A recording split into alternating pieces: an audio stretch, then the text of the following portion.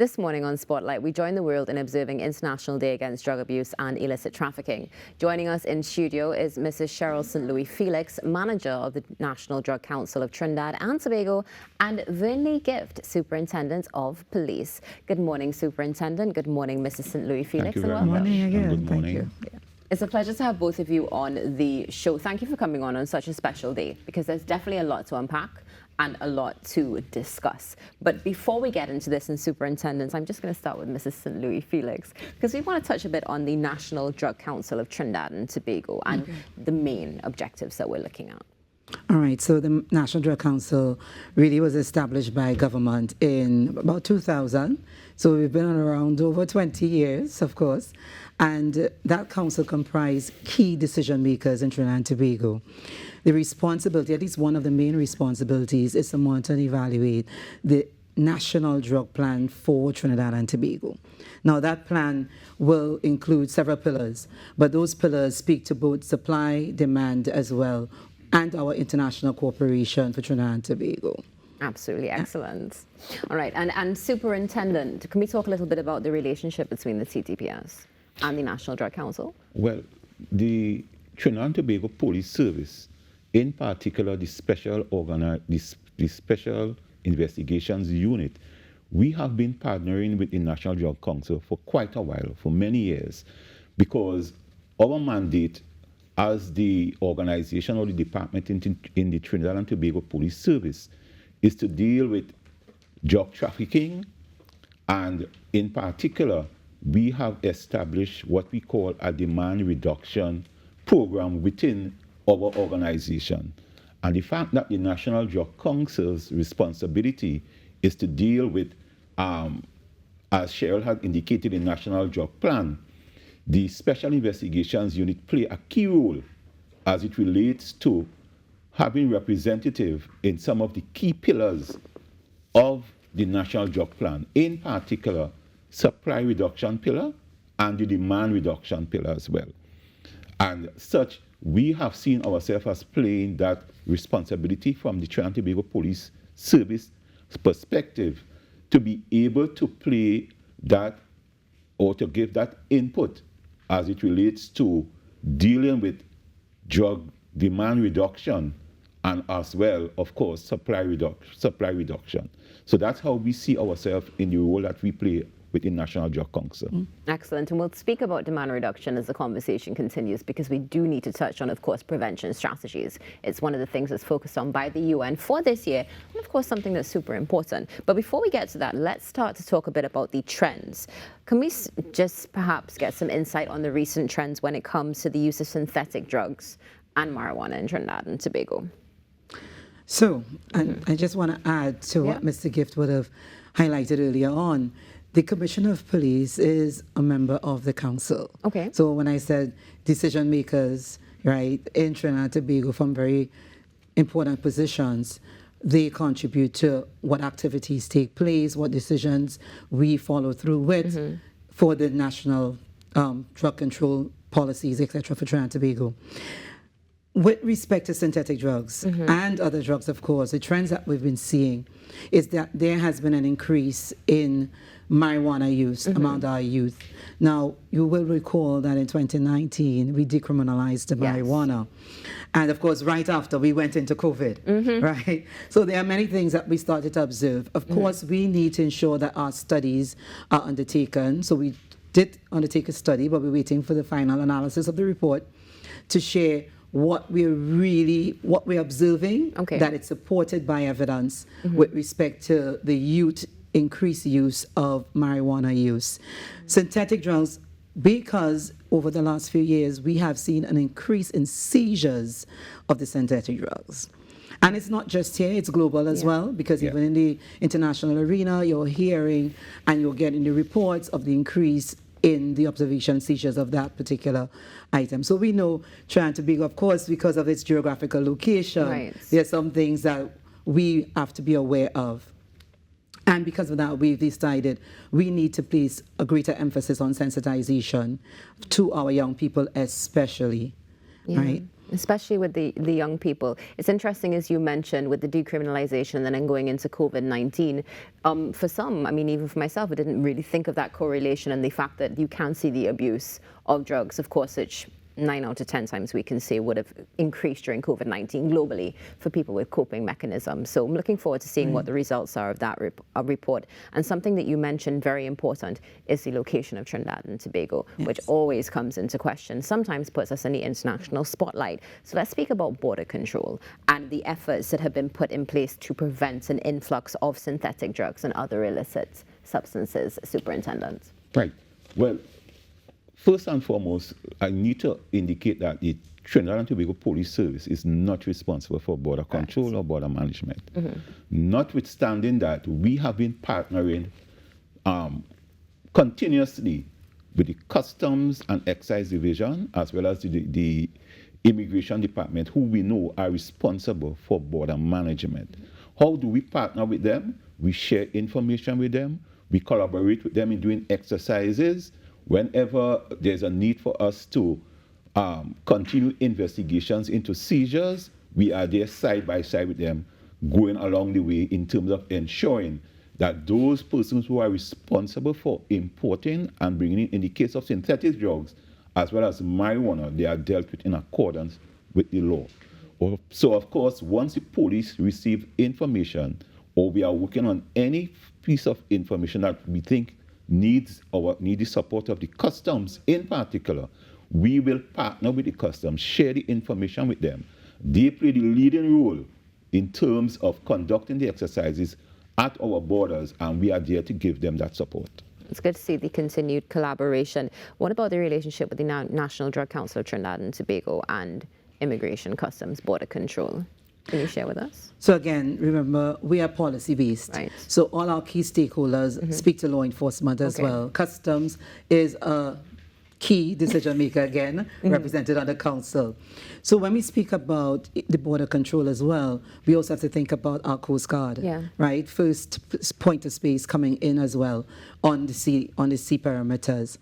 And we don't work alone. The important thing is that we've collaborated with our international partners. So especially in the last few years, we have increased our cooperation and collaboration with our international partners, doing training, etc., for our law enforcement officers who are related to the border control. So and that's why we've also seen the increase with respect to the seizures taking place. Definitely. I'm just soaking in what you're saying because it's such a critical role. Many times we don't think about the policy behind things. We just think about the action. But of course, action has to come from somewhere, and we need these conversations to take place. And something we also need to focus on is prevention, because at the end of the day, prevention is better than cure. So could you highlight some of perhaps the most successful or effective prevention programs that we have right now? Could we start with you, Superintendent? Well, certainly.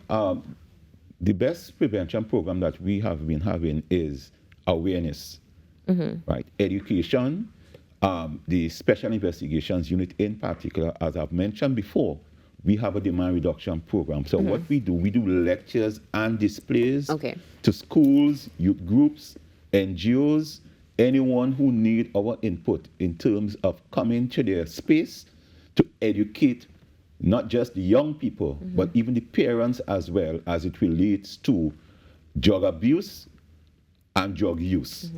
Now, in the past, and we have been doing these programs ever since we were established as the Organized Crime and Narcotics Unit. And so we have continued that program as the unit has changed its name, and we ensure that we have that impact. We also partner with our internal stakeholders, the community-oriented police section in the Trinidad and Tobago Police Service. They have sections in every division, and whenever they are rolling out the outreach programs, the SIU play an important role in going to these programs and contribute in terms of doing lectures and displays. And we are the only organization that can show the real thing.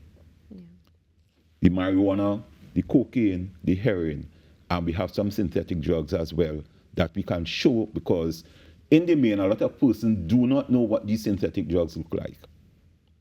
And so we need to educate people so that they will be aware. They come in all forms, shapes, and colors. They are not the drugs that you actually go to a pharmacy and you can identify an aspirin. And that is the danger of the synthetic drugs. So in terms of preventative measures, we ensure that we roll out that educational program to them to educate them and so that they will be aware of what these drugs look like. Well, while we see the TTPS and National Drug Council doing their part, what can we do, individuals, families, and local communities, to prevent drug abuse and specifically the increasing trend of synthetics, as you both would have mentioned, and marijuana? Mrs. St. Louis Felix. Natasha, you highlighted prevention, and this year the theme for International Day is the evidence is clear, invest in prevention. Right. And that prevention doesn't speak just to demand, it also speaks to supply as well. And it's a collective effort, because when we speak about drug trafficking is not just about the drugs coming. They don't come alone. Firearms comes with it as well. Yeah. Humans come with it as well. Animals come with it as well. So it's the entire community, the nation has to take part in the prevention. And awareness is really key. Let it not be said that you were not informed. The absence of information, you can make some wrong decisions, but let it not be because you did not have the information. And this is why the trust with most of our stakeholders at this point who are in demand reduction are about increasing awareness. We know it starts from basically the young people. NADA, which is under the Ministry of Health, has been embarking on that. They have been doing a lot of sensitization with not just the schools, but the guidance counselors in the schools, partnering with the Ministry of Education so that they can roll it out within their schools, see and understand when they're seeing particular symptoms in the children. You know, so it's a whole multifaceted approach that is required for us to be able to address the issues and to do prevention for Trinidad and Tobago and by wider the region as well.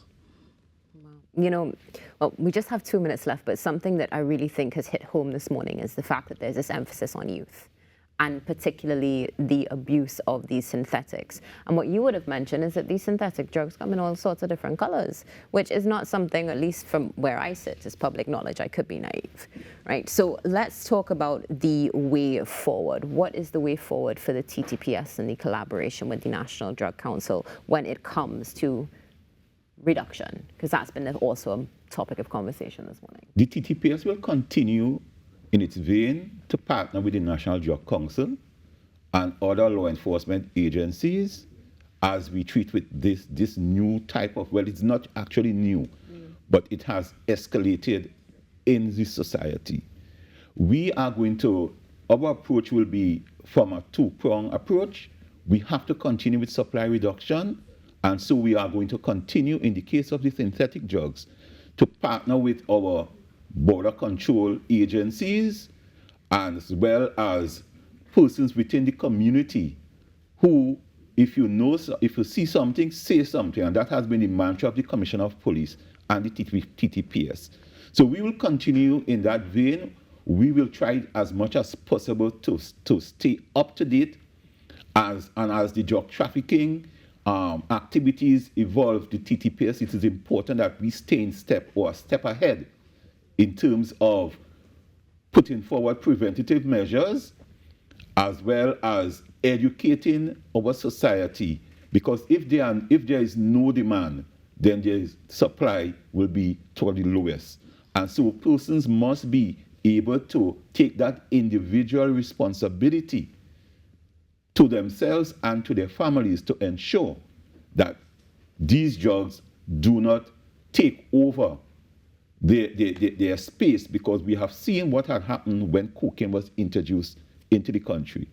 It started small and then it spreads. And we don't want the same thing with synthetic drugs. Agreed. Thank you so much, Superintendent Gift. Mrs. St. Louis Felix, thank you so much as well. It's been a pleasure. Thank you for your service to the country. International Day Against Drug Abuse and Illicit Trafficking right here on the Now Morning Show. We'll be back after this break. Stay tuned.